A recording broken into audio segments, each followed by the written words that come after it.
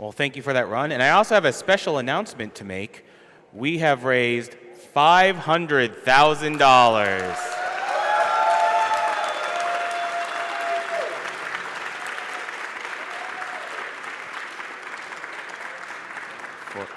For Doctors Without Borders, a fine charity for this event, Summer Games Done Quick.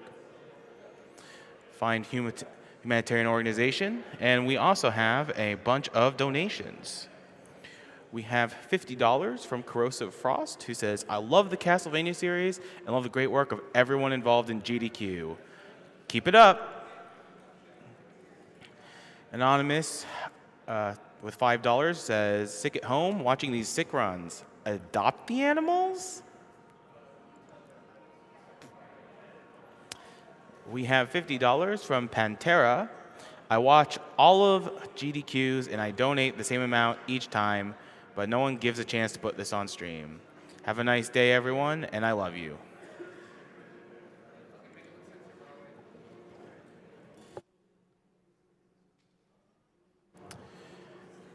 And now we're going to have an interview for the game V, featuring Jay Hobbs, FieryBlizzard, and Chadwelli. How's it going, everybody? I'm Jay Hobbs. I am joined here with Chadwelli and FieryBlizzard.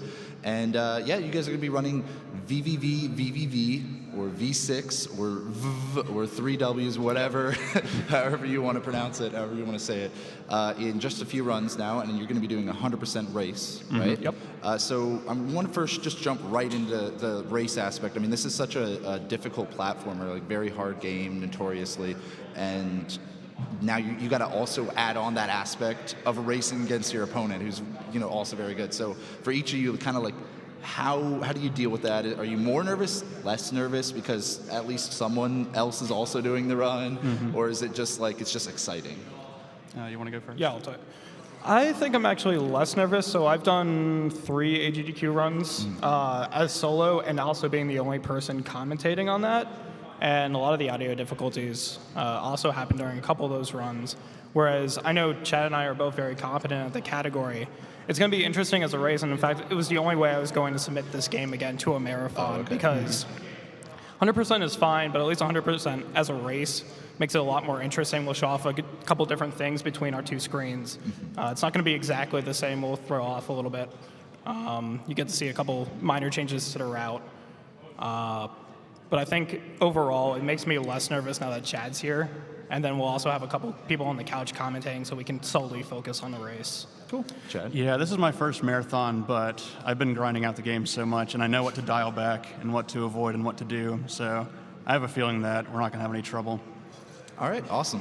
Now, I also wanted to ask you just a little bit about difficult platformers in general. Is this the only one you play? Do you like playing a lot of them? For some people, they pick up one, they'll pick up Super Meat Boy or VVV, and they're done. They're like, no, this is terrible. But others, it's like, oh, let me play, I want to be the guy, and I want to be the Boshi, and all these other games. Like, do you generally stick with just one, or do you actually like doing a lot of other things? I've kind of branched out a little bit. Like, I play a bit of Dust Force DX, a little bit of Meat Boy, but I haven't played that in a while. And on a whim, I'll just pick up some small community game that I can finish in a few minutes, because I have a greater preference towards shorter speed games. Yeah, same with me. I did Super Meat Boy for a month back in 2013. Vorpal and I actually switched games. It was kind of a cool, neat thing after HDQ 2013 or something like that. Did Dust Force for a little bit. The big thing is, for me, I don't have a lot of free time, so I really need to stick to the shorter games. A lot of the other games I ran were like Zelda, Oracle of Ages, Oracle of Seasons, LADX. But I just don't have that time, so it needs to be all shorter games, and a lot of those are what people would classify as hellish platformers. That's a lot of fun, personally. Yeah. And I think that kind of leads into my next question, which is, what got you started running VVV, or even just playing it? Okay, so the first time I played this game, it was a challenge by friends. This was back in 2010, so around the time the game came out. Wow. It's like a multi-game challenge that a bunch of friends that I had in high school had. And so that's how I started this game. And then kind of picking up running it, ran into Tranquilite, who was an old school runner of this game. it's a quick enough game where when I was in undergrad, a lot of times I had a little bit of free time between classes. I couldn't really do anything. I couldn't go grab lunch. I couldn't really go across campus and meet up with friends. So a lot of times I'd pull out my laptop and just play through the game once. That's kind of how it all started. That's how I picked up the game in the first place. Yeah, I got into speedrunning watching a VOD of, I think, AGDQ or SGDQ 2012 of PJ doing Battletoads, and I spent a little bit of time on that, but I couldn't finish it fast enough before classes started, so I ended up playing V6 on the other hand. And I had played the game before when it came out casually, but I don't know what made me play it as a speedrun, but I ended up doing it glitchless and then learned about the tricks, and so now I'm here. Cool. Well, we're happy to have you here. We're going to jump into a few social media questions we've gotten from people. So the first one, I'm actually going to ask these first two at the same time because they're pretty similar. The first is, how much has VVVVV speedrun route changed since it was first run? And the next is also, what is your favorite glitch that ruined any percent? Those kind of tie into each other, I think, so why don't we do that? Thanks, CFB, for that. So the V6 speedrun route, you can kind of put it into two different things. I'll talk about 100%. Chad here will talk about any percent. The 100% route changed a little bit. The big thing that changed, and big thing that changed between when it was first ran back in 2011 and now, is that there's a trick called telejumping. That's one of the things we'll talk about, where you can kind of clip into walls off of a teleporter. You'll see that in the run. That's something that's in 100%. The bigger thing is something called gravitron skip, where you skip one of the intermissions, so you can skip either intermission 1 or 2.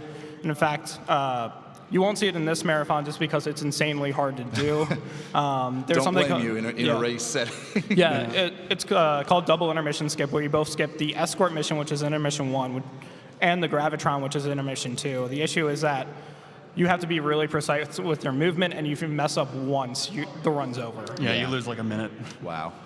Unbelievable. And it's just really difficult. It's not remotely marathon safe, so you're not going to see it.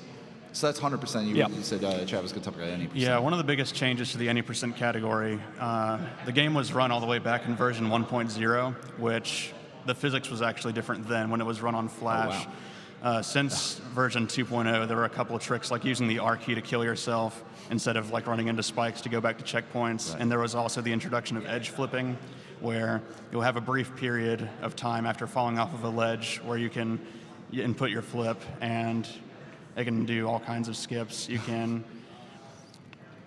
skip gravity, like you can accelerate faster, and you can transition on platforms that you normally wouldn't have been able to do in previous versions. Wow, so pretty drastically different between... Yeah, so there's a big thing that also hasn't been talked about when CFB had that question of what killed any percent. The big thing is, in 2.0, there was something that was found, I think, in 2014 by Skepio, and then kind of built upon by Master June over at the task community. That was text storage. And the way text storage would work is that you could basically skip everything in the game. The game was basically, it turned from what at the time was a 12:18 run to a 40-second run. Wow. Yeah. So there's like an integer qualifier in the game, like just a number that tells where you're supposed to go or appear.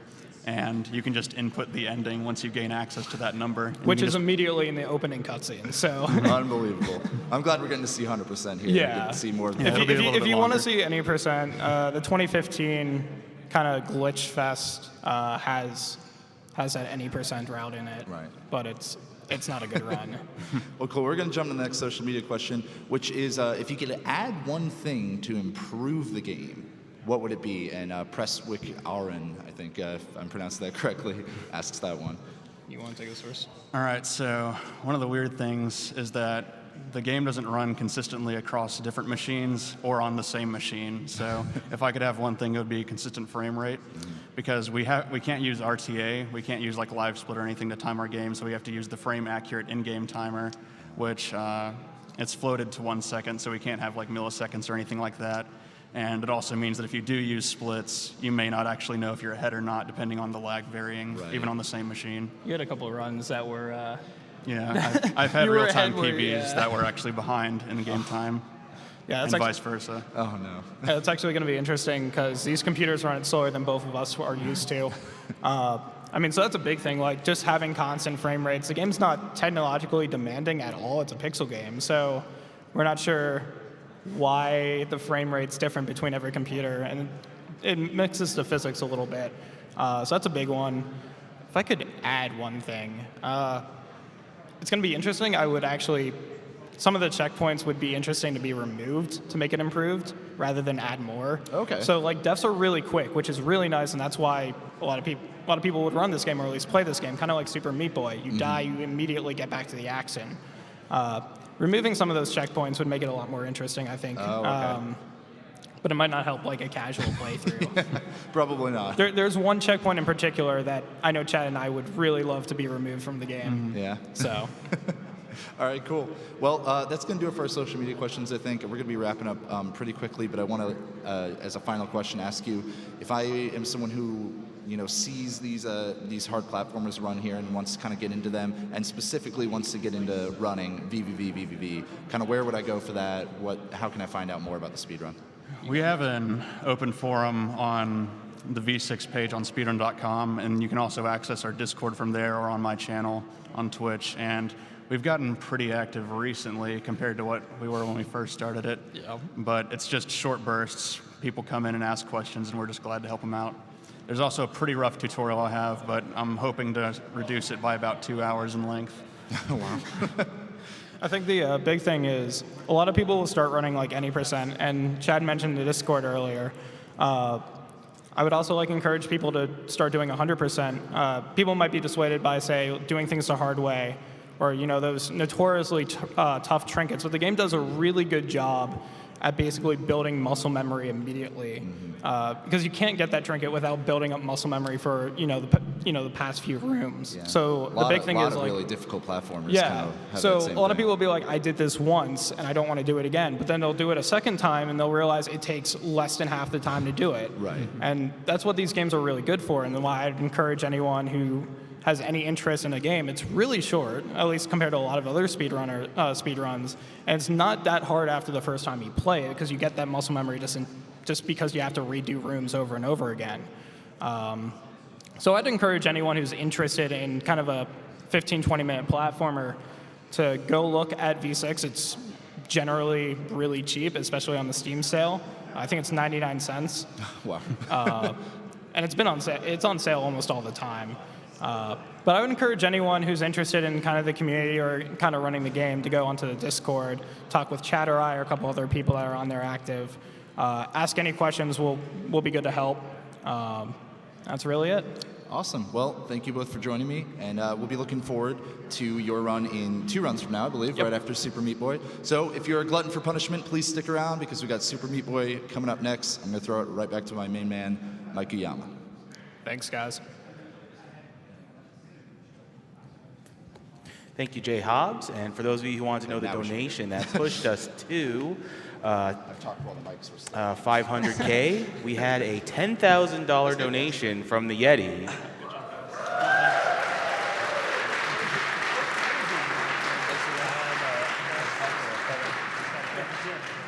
Who says, hey all, Yeti here, 500,000 hype! And we're just gonna play a quick Twitch ad before Super Meat Boy.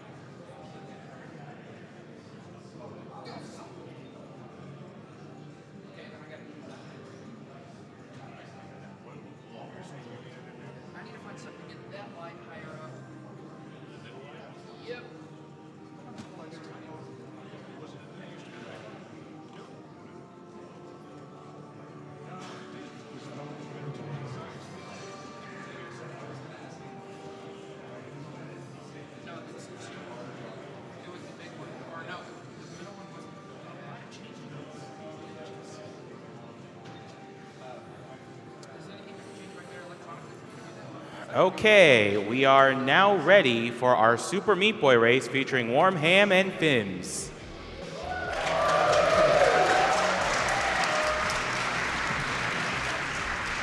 Clapping for myself. Nice. All right. Cool. Enjoy the run. Forple's gonna take over commentary, but Yeah. Yeah. I think we're good. we're good to go. We're learning how to play, but we should be good in a second. We've spent a gotta keep long your time question staring at the memory here. screen. Yeah. I think we got it though. I think we're good. Yeah. All right. Ready?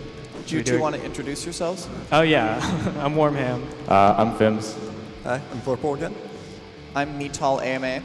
Then we have Spark over as well. All right. Let's do a countdown, shall we? All right. All right.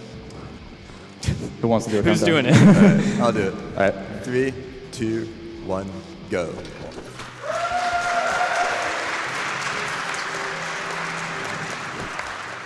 Hi, what's up, everyone? This is Super Meat Boy.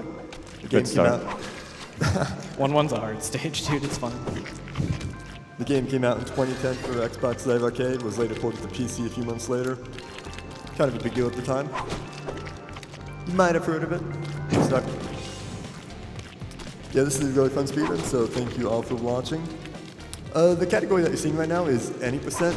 Unlike a lot of other games, Meat Boy kind of bucks the convention of any percent being the absolute fastest category. So we have any percent and then any percent major glitches, which means that in this run you're not going to be seeing anything completely game breaking. Like there's a glitch where you can unfocus the game to basically face through every wall. We're not going to be doing that because who wants to subvert this amazing level design, right? And then there's a glitch where you can unlock the end from the forest.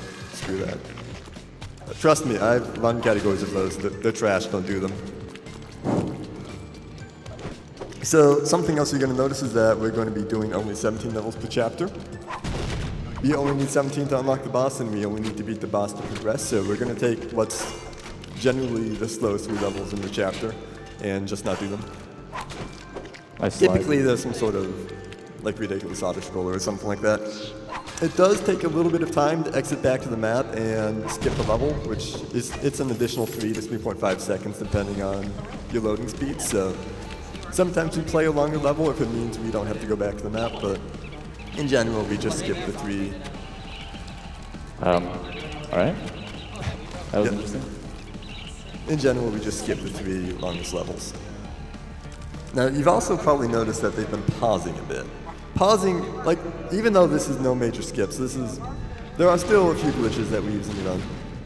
And pausing activates what is by far the most famous one. It's called the auto jump. So what happens is you hold jump and then you pause. And then you let go of jump and you unpause. And this game has some fairly questionable programming. No offense to the devs, I know you're watching. Shout out to Tommy. Yeah. But what happens is you confuse the game into thinking that you're both pressing and not pressing jump at the same time by doing that. And so the game's going to think, you're pressing jump every frame. And what it's going to do is it's going to think, okay, jump was not pressed last frame or last game you time sit unit or in whatever the middle. it is. You That's sit true. in the middle. But jump is being pressed this frame. That's also true. And so it's going to try to make you jump every single frame. back. And typically if you like use a turbo controller in some other game or whatever, that's on a 60 FPS game, that's going to be 30 hertz auto fire. On this game, you get 60 hertz, so this is objectively the strongest auto fire known to mankind. And I just kind of want to emphasize that because our game is that awesome. Now, auto jump, because walls, the boundaries of them are sometimes a bit fuzzy. Like, it's hard to explain without showing you some screenshots, but if you've ever like hit a wall and just slid up it instead of wall jumping off it or something like that, that's kind of what I'm referring to here. So auto jump sounds like it would be useful in a lot more spots than it actually is, because it's a little hard to control. And you tend to get those wall slides or hop slides, a less severe version of that. You get that a lot more often. And you also have the pause time to activate it, so it's not useful in every stage in the game. It did, however, used to not be used in the run, and I'll be talking a little bit more about that later.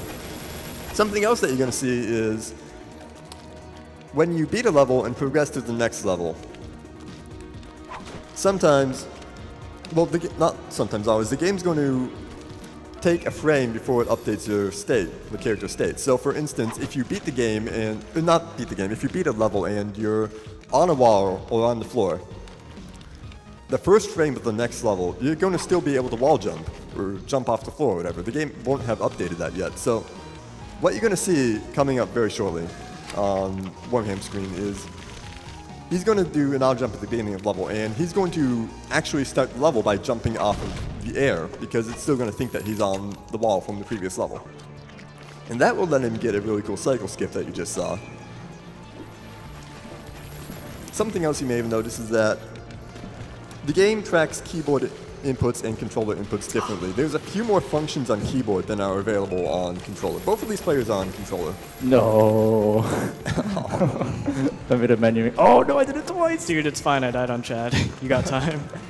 We are the top speedrunners, guys. Don't worry. Under control. They We're got this. professionals. Quote unquote. They got this. Yeah, there we go. Okay. Go Fimbz. Yeah, Chad is kind of hard. Yeah, Chad's pretty tricky. You have to get this key. Like, the strat isn't hard, but you have to be fairly precise to get that key and skip a cycle. Uh-oh. And you also have to wait a bit before getting the key at the end, or else Chad, like, you see how he speeds up at the end? If you get the keys too fast, he won't do that, and you'll lose like 5 seconds or so. So that wait there is intentional. Yeah, back to what I was saying before. When you beat a level, you know, like if you've played the game, you know how you have to hit A once to watch the replay and then hit A again. And that will move to the next level. There's a key on the keyboard, literally the letter A. You press that key and you don't have to watch the replay. You just go straight to the next level. So by doing that, we typically rebind, if you're playing on controller, we typically rebind with joystick key. But yeah, that saves 1 button press per level. The S key does the same thing, but for exiting back to the map. And there's also a W key that does it for replaying a level, but that's only useful in some of the glitch categories. So yeah, Factory has these really weird elevators, and you just saw this on Ham's screen, but if you jump into them, you can get some additional velocity off them, and they work. It also matters a little bit, I think. I'm not 100% sure because this game is really weird sometimes, but it matters a little bit how fast you're moving when you... Like if you're falling down them and then it pushes you back up, it matters a little bit how fast you're moving when you fall into them, even though it doesn't seem like it should. There's things like that. And there's also like a bunch of standard platform mechanics. Like you want to be falling when you go over an edge instead of just running off it, so that way you get the additional fall speed. Like things like that. There's a whole lot of things going on in this game. And it's it's really an amazing speed game. It's an incredible rabbit hole. The record is pretty optimized, and even so, there's still at least 30 seconds worth of improvement that can be made on it, so... Like, Shoutouts to Hambano. Yeah, all of us. I think the player here with the least number of hours in the game got something like 500 on this couch. Not counting Metal, who's still working on his first playthrough. Sunday he'll beat the game. What? I'm just playing you. I've personally got a lot more than that. Ham has got a lot more than that too. I think Fimbz does as well. So, again, this game is an extremely hard speedrun for a lot of those reasons. So you notice that we skipped stages 12 and 13 in Factory. That's because if you play stage 18, the skip was not thought to be possible for a while, but if you play stage 18 and you get that skip first try, where you kind of auto jump into the key block as it disappears, Fimbz just went for it. Unfortunately did not get it, but if he would have gotten it, he would have saved 4 seconds over just doing stages 1 through 17 in this chapter straight through. So that's kind of the routing decisions that you have to make in this game. There's definitely a current of...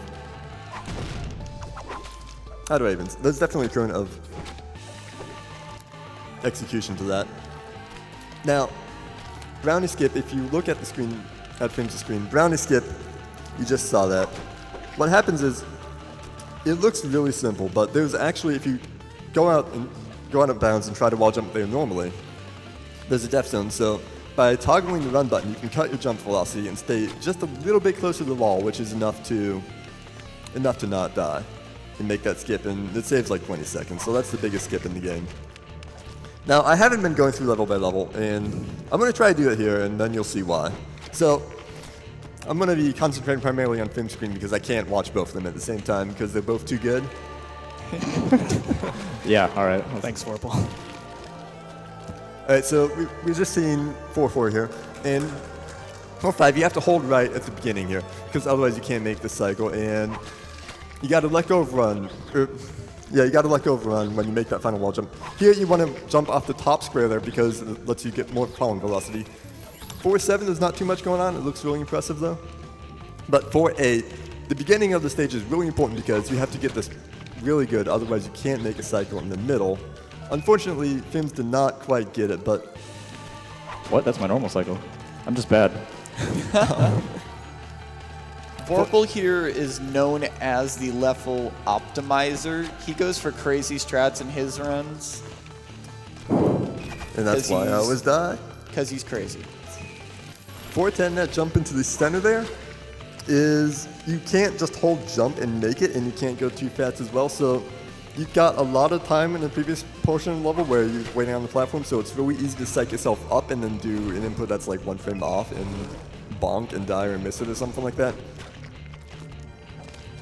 413, you're going to be seeing auto jump up this final corridor, and that saves more time than it looks like it will. On 414, the laser skips are pretty cool. Guess I missed one. Dude, it's the commentator's curse. I'm sorry, Fimbz.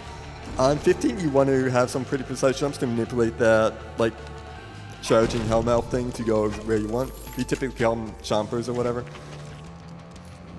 On 17, you actually want to slow down a bit so that you make the cycle, because otherwise you won't be able to do it. So Yeah, for say like those laser skips, is it like Meat Boy's hitbox that is smaller than it looks like, or those laser hitbox smaller than they look like? They're pretty small, but the thing with the lasers is that they rubber band after you, so the closer you are to them, the slower they move. So if you jump closer to them, it will start moving slower, and you'll get more time than it looks like you might if you're not too familiar with how they work. A Little Horn, hardest boss in the game. Yo, quick. Do it. All right, because this is an auto-scroller, I'm going to need everyone in the stream room. We're going to take a selfie real quick. Let's do it, Fimbz. Oh god. The selfie Here we stick. go. Oh, no. Did you get it? Yeah, all right, I got like 3. Nice, dude. All right. Beautiful. The cutscene for Little Horn, when you beat him, if you cancel the cutscene fast, it doesn't fully cancel, so the white flash from the cutscene is going to persist into the next stage. And the next stage is pretty, like, the cycle that you get on it is pretty heavily based on how well you do that quick drop, and you got to do it mostly blind, so you see a lot of variation here. Oh, I didn't know that that was why the screen was white in this first level. Yeah, you see it on the Larry cutscene as well. Larry is the boss of this chapter, but 6-1, the beginning of 6-1 matters a lot less, so you never see anyone complaining about that particular cutscene skip. Yeah, that was kind of, like that description of hell was kind of why I've been, commentating this game is honestly really hard because there's so much going on in this game at all points that, like, it's impossible to do a level by level description of everything that's going on. I tried, I couldn't do it. I apologize, but. That was a thorough job, Vorpal. Thank you. It's tough to give a play-by-play for a game that's like this fast-paced. Yeah, like there's so many levels that come at you all at once. And everything in this game is, like those impulses, everything is just really good at killing you, so. I mean, this is one of those kinds of games that just goes like, how many ways can we kill the player in a single level? 1001 Spikes tries to, throw spikes out of the ground and, throw darts at you. This one puts saw blades in your path. And then, as we'll see, like on Warm Ham Scream, it'll throw Meat Boy-like zombie-like creatures. I don't know what their official name is. And those are they are somewhat patterned, but they're mostly RNG. Sometimes they will follow your movements. Sometimes they'll just stay put for a little longer Yeah, you and can- won't trigger as possibly naturally as they should. Yeah, you can give them opportunities to make the movements that you want, but whether or not they do them is pretty much RNG. Like, a lot of, more about them is RNG than people would think. Like, their movement speed varies a little, whether they jump when you jump as well, which lets them aggro on you from a long range, like stuff like that. They're not a huge deal, but definitely something that sometimes prevents you from doing the fastest path through 5-9. All right, Sometimes so you gotta- Warmham just did a very important skip there. He jumped over that warp zone, and I know that runs have been lost on that warp zone if you accidentally jump into it. Isn't that true, Vorpal? Oh yes. There Very have much so. also, there have also been runs that someone who won't be named has PB'd by getting Sunshine Island. That was me. That was a good run, man. Legendary. This 513 is a mess. You got this. All right, so the boss of this chapter is coming up, and the boss of this chapter is, like, when people complain about RNG in this game, this boss is why. So he consists of 3 worms that are gonna hopefully pop out of the ground and jump at you, and if you get off to the left of the arena, they'll jump at the saws and die. And they don't always do that. So the chance that they jump on the first cycle is 1/2 for each of them, and that's cool. But then after that, they unlock an additional attack, and the chance drops. And then by the 3rd time, when there's only 1 worm left, you've got a 1/4 chance that they jump. And it's seeded based on, I believe, not 100% sure, but I believe it's seeded on the system time milliseconds when you enter the level. So there's no way that you can manipulate it. And at the end, there's going to be a 1/4 chance that the level ends for you. And if you don't get that, then you're going to be waiting there, and you could possibly be waiting for quite a while. I believe my personal best for this level is something like 2 minutes. So the fastest that you can get here is a 3 cycle. And this can decide a lot of races, unfortunately, so it's still anyone's game. Yeah, Larry is known as the biggest troll in Meat Boy speedrunning. You basically have to pray to the RNG gods for Larry I'm to so allow sorry. you. For Larry to Yeah, we have a race though. be nice to give you a PB. We in there. Because you That's can get all something skill. like This is still pretty close. a 3 cycle, or what's like the highest cycle people have gotten? Something around Like 20. 60. 60? Something ridiculous Yeah. like that. You can even get like a 2.5 cycle, but that's really, really rare. You're kidding me, 60? Allegedly. Not like we have a leaderboard for that. We should though. I'm Get on that surprised you ham. don't. That sounds like top quality meme leaderboard territory. Perfect miss category. Almost as good as like 1-1 alternating wall jumps. Yeah, this game has had an extremely extensive history for speedrunning. I believe if you look at speedrun.com, we're in the top 10 for number of players, which is really, really awesome because this is an extremely great speed game, regardless of everything I've been saying about it for the past 20 minutes. Every game has their quirks. This one, given how difficult it is, and given how complex the movement is, and how much control you have over Meat Boy, This is optimal. Yeah. Nailed it's it. just a very difficult game to optimize. Because there's so many different variables you control, and so much you control about how you move, just with stick position, like how far you're pressing from one direction to the other. It's just crazy. I just ate it on 6-5, Fimbz. Dude, good. This is your chance. I don't know. Oh my god. I'm playing pretty questionably. You guys got this. This is where runs go to die, if they haven't already died in Rapture. This stage.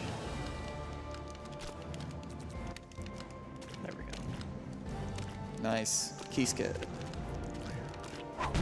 And now Wormham is going to the final boss, Dr. Fetus. Dr. Fetus shoots a gun at you, and it's basically an auto-scroller to the end. And it's supposed to be harder because you're supposed to stay behind that slow-moving wall of saw blades.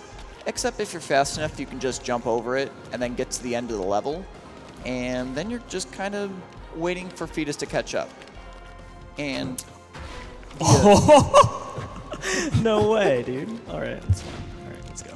and you can get to the end of the level, but if you recall, the saw blade is still gonna come at you even when you get to the end of the level. But there's some convenient quirk about the game, and that's if you could explain that, Vorpal, with the buttons.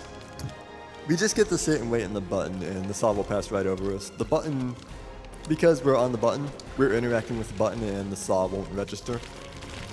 We're not invincible to everything, but we're invincible to the saw. Neither of these players are going to do it, but if you were to stand, when you get to the button, if you were to stand on the very left when Fetus shoots a rocket, the rocket would still kill us. So That's a really impressive setup you got there, Ham. Yeah, this is auto jumping at its finest. I just have to make sure I land on the button, otherwise the saws will get me. There we go. All right. Time's coming up when I go off screen at the end. the ending sequence here is kind of weird because you get like 40 seconds of doing nothing to psych yourself up for it. And then you have I think Ham's going to go for it. There's a moderately hard skip, right? He missed it, but he saved it. He saved it. After that Fetus, I'm not taking any chances. All right, and time is now.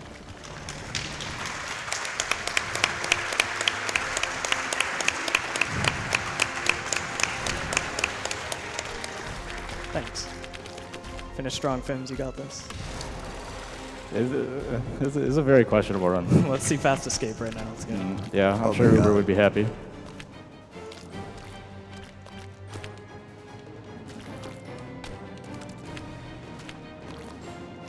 Oh, okay. You got it.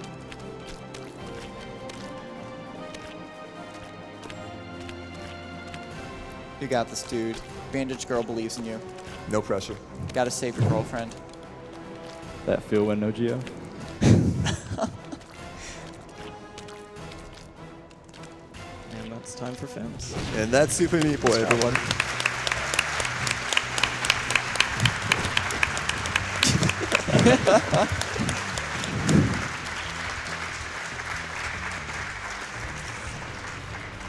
Thanks for watching, guys. Shouts out to a bunch of people in the Super Meat Boy Discord. Yeah, definitely shout out to the community because I'm pretty sure both of us getting here was pretty much all the community is doing. Raised a lot of money to get us here. Yeah. Shout out to Camel for submitting for me when I forgot to submit and was at work. So he's kind of the reason this run happened. Touched it out. Yeah, I think that's all our shout outs. Yeah. Shouts out to King Shrooms. Yeah, Shrooms. And Banu, who probably can't watch, unfortunately. Yeah, everybody watching. Hank. 7. It goes on and on. Thanks for watching, guys. Yep.